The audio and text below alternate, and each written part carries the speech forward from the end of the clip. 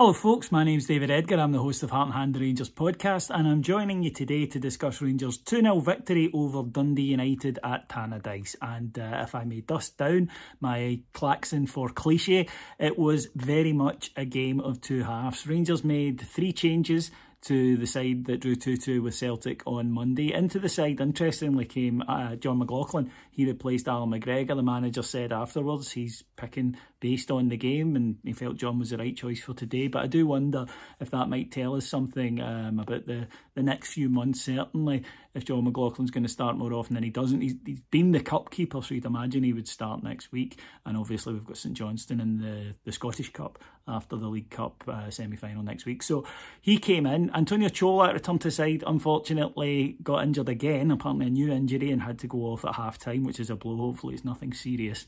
And also into the starting lineup, Ryan Jack, and that would prove to be important as he turned in a brilliant second half performance.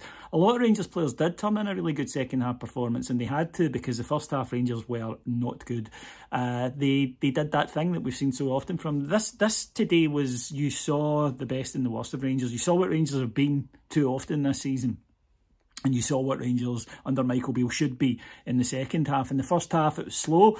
Rangers were not playing with any real pace, any real spark. The touch wasn't there. I did wonder if the match ball had maybe said something about our players' mums, because the way they treated it was no care, no love whatsoever.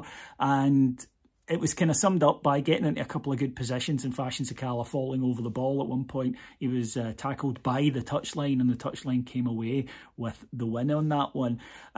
Rangers, a half chance for Cholak was all we really had to show for the first half. Dundee United had a couple of half chances, one from Fletcher and then one from Smith from just outside the box. But it was a low quality half.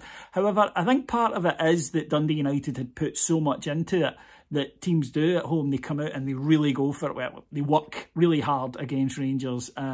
Could they maintain it? Well, the answer was kind of twofold. They could have maintained it if we'd kept playing like that, but they couldn't maintain it when we started to play a lot better, which we did in the second half.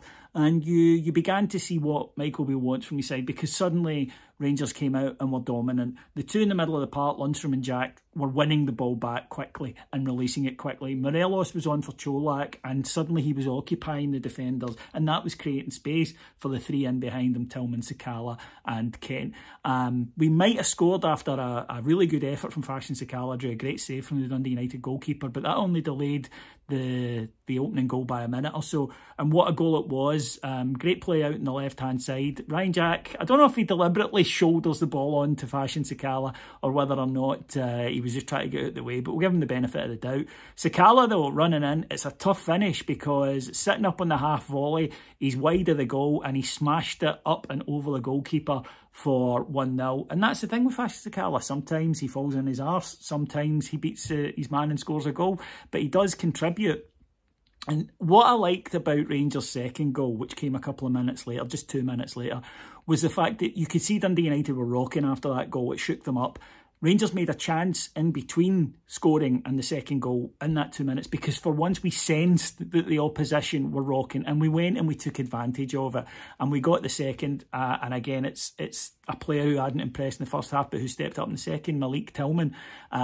The ball drops him in the box after Sakala has a shot save. There are loads of bodies on the line, and I think pretty much any other player on that park hits one of them, but he picks the spot and makes it 2-0. And again, it's just that skill level. These are the guys that you've got to persevere with, because they can do stuff, they can change matches, they can win you games.